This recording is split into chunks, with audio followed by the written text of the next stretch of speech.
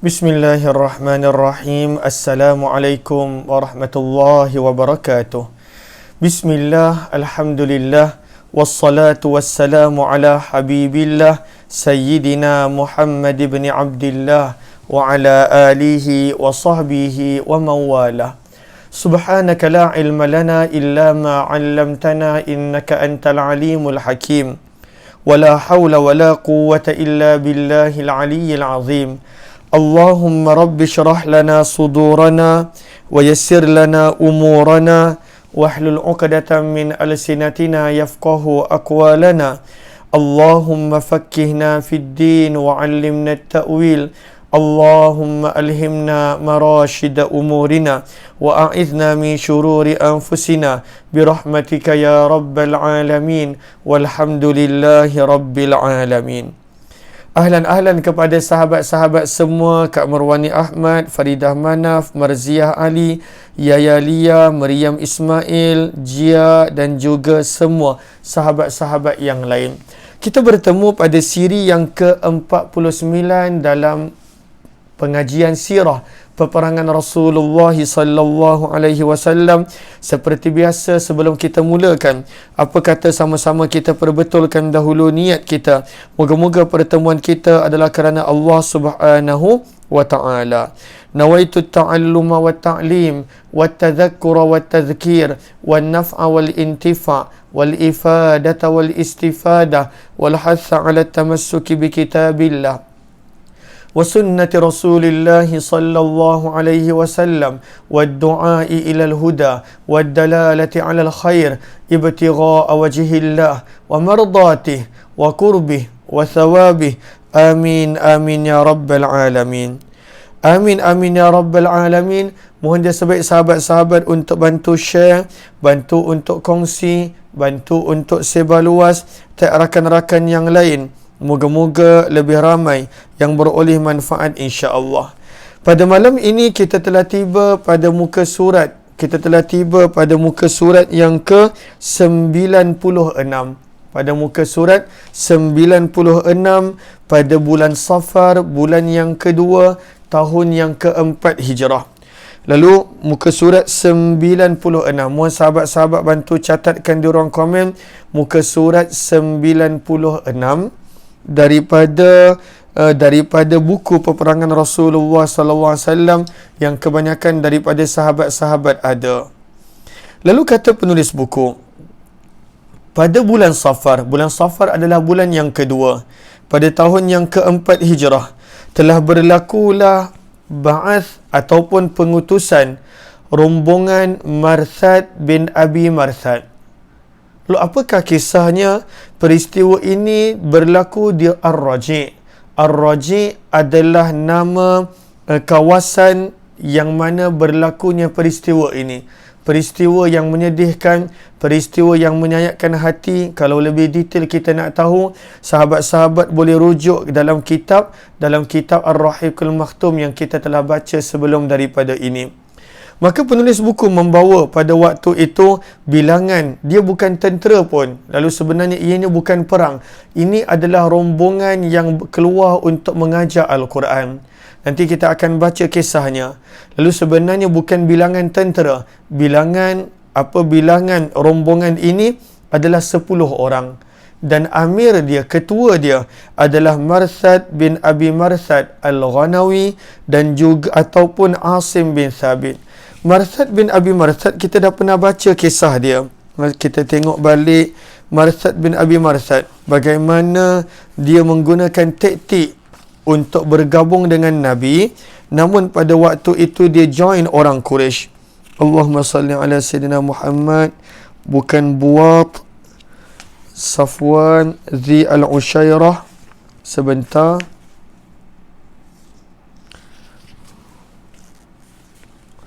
Lalu Marthad bin Abi Marthad kita dah belajar bagaimana mereka berdua, dia dan sahabat dia pada waktu itu join tentera Abu Sufyan. Namun sebenarnya bukan untuk memerangi Nabi. Sebenarnya dia join Abu Sufyan punya tentera pada waktu itu untuk bergabung dengan Nabi sallallahu alaihi wasallam sebab mereka dah masuk Islam. Cumanya Allahumma salli ala sayyidina Muhammad pada perang mana kita dah baca? Allahumma salli ala sayyidina Muhammad. Okey, tak jumpa. Tapi kita dah baca hari tu. Nama dia Marthad bin Abi Marthad Al-Ghanawi radhiyallahu anhu. Utbah bin Ghazwan bukan Sariyah Abdullah bin Jahash. Okey. Lalu Marthad bin Abi Marthad kita telah baca kisahnya, yang mana nanti kita akan tengok balik tentang kisah ini. Okey. Lalu kata penulis buku, lalu ketua rombongan ini ada perbezaan pendapat antara Marthad bin Abi Marthad Al-Ghanawi ataupun Asim bin Thabit. Ianya bukan pasukan perang, bahkan Nabi hantar mereka ini untuk mengajar Al-Quran. Lalu kata penulis buku, cerita tentang Banu Lihyan yang kematian ketua dia kena bunuh. Siapakah ketuanya? Khalid bin Sufyan tak terhenti sampai itu. Mereka pada waktu itu tidak terhenti sampai itu, namun pada waktu itu mereka sangat-sangat menyimpan dendam terhadap Nabi sallallahu alaihi wasallam dan para sahabat baginda Nabi sallallahu alaihi wasallam. Lalu di mana kisah Khalid bin Sufyan kita baca? Kita dah baca pada muka surat sebelumnya, muka surat 95. Di mana pada waktu itu Abdullah bin Unais Nabi SAW telah hantar pada waktu itu untuk menyerang Banu Asad. Kenapa? Sebab Banu Asad pada waktu itu diajak oleh ketua dia Khalid bin Sufyan untuk menyerang Nabi. Maka Khalid bin Sufyan telah berjaya dibunuh oleh Abdullah bin Unais. Maka Banu Lihyan dan juga Banu Asad pada waktu itu bila kematian ketua, mereka pada waktu itu sangat marah, sangat dendam. Sebab itu kata penulis buku, maka pada waktu itu mereka bergabung dengan kabilah yang lain, iaitu Udal dan juga Qurrah. Udal, Ain, Dad, Alif, Lam. Dan juga Qurrah, Qaf, Ra dengan Ta marbuta. Maka mereka bergabung. Maka bagaimana perancangan mereka nak balas dendam? Kata penulis buku, liciknya beberapa orang utusan daripada suku Udal dan Al-Qarrah telah datang bertemu dengan Nabi dan menzahirkan kononnya mereka sangat berminat untuk masuk Islam, dan pada waktu itu mereka minta Nabi untuk menghantar beberapa pendakwah ke kampung mereka supaya lebih ramai orang yang masuk Islam. Maka yang dendam dengan Nabi adalah Banu Asad dan Banu Lihyan, kerana ketua mereka Khalid bin Sufyan dibunuh. Tetapi mereka tahu kalaulah mereka hantar orang mereka, maka Nabi perasan. Maka pada waktu itu suku Lihyan dan juga Asad, mereka bergabung dengan dua lagi kabilah yang lain, iaitu Udal dan Qarrah. Dan Udal dan Qarrah inilah yang hantar wakil, pura-pura masuk Islam, pura-pura menzahirkan minat kepada Islam, dan dalam masa yang sama meminta Nabi untuk menghantar beberapa orang pendakwah ke kampung mereka supaya lebih ramai penduduk di kampung mereka boleh masuk Islam. Maka pada waktu itu Nabi SAW tanpa curiga, Nabi tak bersangka buruk. Nabi SAW telah menghantar 10 orang sahabat sebagai guru, sebagai pendakwah supaya mengajak penduduk Udal dan Qarrah yang lain supaya masuk Islam. Kata penulis buku, perancangan mereka sangat rapi. Malangnya ketika mana tiba di Raji'. Raji' sebenarnya adalah nama perigi, telaga yang ada di situ, sehingga keseluruhan tempat itu dikenali sebagai Ar-Raji'. Maka pada waktu itu Ar-Raji' yang merupakan salah satu mata air perigi yang dimiliki oleh kabilah Huzail, pada waktu itu utusan-utusan ini telah mengkhianati sahabat-sahabat Nabi sallallahu alaihi wasallam. Maka pada waktu itu telah datanglah Banu Lihyan yang lengkap seramai 100 orang bersenjata, dan pada waktu itu mereka telah kepung 10 orang sahabat Nabi ini. 100 orang, pada waktu itu mereka kepung 10 orang sahabat Nabi. Maka pada waktu itu terjadilah pembunuhan sahabat-sahabat Nabi. Daripada 10 orang, 7 orang telah syahid di tempat itu. Berbaki 3 orang. Daripada 3 orang, maka pada waktu itu 3 orang mereka berjaya tangkap. Namun seorang lagi pada waktu itu mereka tak nak ikut, dia keraskan tubuh dia pada tanah. Detailnya kita boleh baca dalam kitab Ar-Rahiqul Maktum. Maka mereka bunuh seorang lagi, tinggallah 2 orang sahabat yang berbaki. Siapakah 2 orang sahabat ini? Itulah Khubayb bin Adi dan Zaid bin Dathinah. Maka 2 orang ini telah dibawa ke Mekah sebab Banu Lihyan tahu bahawa orang Mekah pun sangat dendam dengan sahabat-sahabat Nabi atas kekalahan ahli keluarga mereka, terbunuhnya ahli keluarga mereka dalam perang Badar dan Uhud. Maka kedua sahabat ini, Zaid bin Dathinah dan Khubayb bin Adi, telah dibawa di Mekah untuk dijual, dan orang Quraisy telah membeli setiap seorang dengan harga yang sangat mahal, iaitu 100 ekor unta. Kata penulis buku, maka masing-masing daripada Khubayb bin Adi dan Zaid bin Dathinah telah dibeli oleh waris-waris musyrikin Quraisy yang terbunuh keluarga mereka di Badar untuk mereka membalas dendam. Lalu kata penulis buku, jumlah berkenaan tentang peristiwa ini berbeza pendapat, dan siapakah ketuanya pun berbeza pendapat. Penulis buku memilih pandangan jumlah pasukan ini 10 orang, dan ketuanya adalah Marthad bin Abil Marthad Al-Ghanawi. Kata penulis buku, delegasi ini ada perbezaan pendapat. Menurut Ibnu Ishaq, delegasi ini seramai 6 orang dan ketuanya adalah Marthad bin Abil Marthad. Namun Imam Bukhari menyatakan delegasi ini berjumlah 10 orang dan ketuanya adalah Asim bin Thabit radhiyallahu anhum. Delegasi ini juga dikenali sebagai peristiwa Ar-Raji' kerana terbunuhnya sahabat-sahabat pada waktu itu di tempat yang bernama Ar-Raji'. Lalu ini yang menjadikan Rasulullah sangat sedih, dan Rasulullah SAW sangat berduka cita sebab mereka ini dihantar bukan untuk berperang pun, tetapi untuk mengajar Al-Quran, untuk mengajak manusia kepada Allah berdakwah. Namun pada waktu itu dikhianati dan pada waktu itu mereka telah disyahidkan.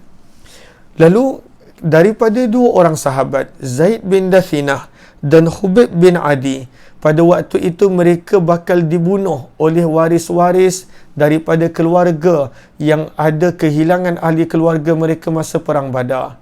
Namun daripada 2 orang ini, kisah yang masyhur adalah kisah Khubayb bin Adi, di mana pada waktu itu kita nampak betapa cintanya beliau kepada Nabi sallallahu alaihi wasallam.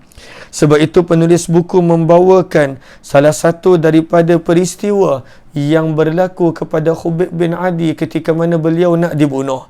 Maka kata penulis buku, aku belum pernah melihat seorang manusia yang mencintai sahabatnya seperti sahabat-sahabat Muhammad mencintai Muhammad. Ini adalah kata-kata Abu Sufyan. Apakah kisahnya? Kata penulis buku, sebelum Khubayb bin Adi dibunuh, maka kisahnya panjang, telah kita kongsikan dalam kitab Suwarum min Hayatis Sahabah. Maka sebelum Khubayb bin Adi dibunuh, maka pada waktu tu dia diberi peluang untuk solat 2 rakaat dan lain-lain. Kisahnya panjang. Kata penulis buku, sebelum Khubayb bin Adi dibunuh, Abu Sufyan, kerana Khubayb bin Adi dibunuh di hadapan penduduk Mekah. Dekat mana Khubayb bin Adi disyahidkan, kejap lagi kita baca. Maka Khubayb bin Adi pada waktu itu sebelum dibunuh, dikumpulkan penduduk Mekah. Bahkan dia disyahidkan teruk, dia diseksa, dipotong anggota badannya sikit-sikit. Jari jemarinya dipotong, kemudian pergelangan tangannya dipotong. Sangat tragis apa yang berlaku kepada Khubayb bin Adi. Maka ketika mana Khubayb bin Adi diseksa, Abu Sufyan ada bertanya soalan kepada Khubayb bin Adi, dan Abu Sufyan tak menjangkakan jawapannya daripada Khubayb bin Adi padahal sedang diseksa. Maka apakah yang berlaku? Ketika mana Khubayb bin Adi sebelum dibunuh, Abu Sufyan bertanya kepadanya, sukakah engkau sekiranya sekarang Muhammad yang datang menggantikan tempat engkau di sini, dan kami boleh memenggal leher Muhammad, sedangkan engkau boleh kami biarkan pulang dan bersama dengan keluarga kamu. Maksudnya sekarang ni kau nak kena bunuh, tetapi kalaulah engkau ada peluang, adakah engkau nak Muhammad menggantikan tempat kamu? Apa jawapan Khubayb bin Adi? Maka Khubayb bin Adi berkata, demi Allah, Sekali-kali tidak. Yang mana aku tak rela untuk nyawaku selamat. Aku tak rela yang mana aku boleh balik kepada keluargaku dalam keadaan Muhammad pada waktu itu tercucuk duri di tempatnya. Aku tak rela. Lalu kalaulah engkau kata kalau kamu nak bunuh Muhammad, dan adakah aku sedia untuk bertukar tempat dengan Muhammad? Ini bukan cerita pasal bunuh wahai Abu Sufyan. Kalaulah aku boleh selamat, boleh balik pada keluarga, namun pada waktu itu Muhammad sallallahu alaihi wasallam dicucuk oleh duri sebagai ganti, itu pun aku tidak rela. Mendengar jawapan daripada Khubayb, Abu Sufyan pada waktu itu dengan rasa kagum membalas, selama hidupku belum pernah aku melihat seorang yang mencintai sahabatnya seperti mana sahabat-sahabat Muhammad mencintai Muhammad. Tak ada pada waktu itu. Kita pun kadang-kala apabila berlakunya sesuatu, pada waktu itu mungkin kita selamatkan diri kita dulu berbanding daripada yang lain, walaupun keluarga kita bahkan. Tetapi tidak. Bagaimana Khubayb bin Adi menunjukkan kepada kita erti cinta. Bagaimana Khubayb bin Adi mengajarkan kepada kita erti mahabbah kepada Rasulullah sallallahu alaihi wasallam. Padahal pada waktu itu dia disiksa dengan dipotong sedikit demi sedikit anggota tubuh badan dia, dan dia merasai kesakitan yang tak boleh nak digambarkan. Pun begitu dia kata, kalaulah aku bebas dan tempatku diambil oleh Rasulullah dan Rasulullah hanya dicucuk dengan duri, pun aku pada waktu itu tak sanggup untuk dilepaskan dan tempat aku diambil oleh Muhammad sallallahu alaihi wasallam. Lalu di mana Khubayb bin Adi dibunuh? Kata penulis buku, Khubayb bin Adi dibunuh di kawasan Masjid Tan'im. Ada setengah mengatakan di tapak masjid, ada setengah mengatakan di kawasan di sekitar Tan'im. Orang Quraisy mereka pada waktu itu menjaga tanah haram. Mereka tidak bunuh seseorang pada waktu itu di tanah haram. Walaupun ada juga peristiwa mereka pernah membunuh orang-orang Khuza'ah di tanah haram. Kata penulis buku, Masjid At-Tan'im, lokasi pembunuhan Khubayb bin Adi yang kita baru baca tadi. Beliau pada waktu itu telah disalib oleh orang musyrikin. Pada waktu itu bersebelahan sebuah bukit yang berhampiran 200 meter daripada Masjid Tan'im.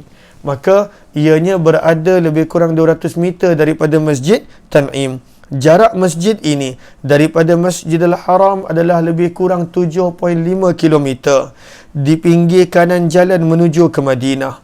Masjid Tan'im terletak di sempadan tanah halal yang paling dekat dengan Baitullah.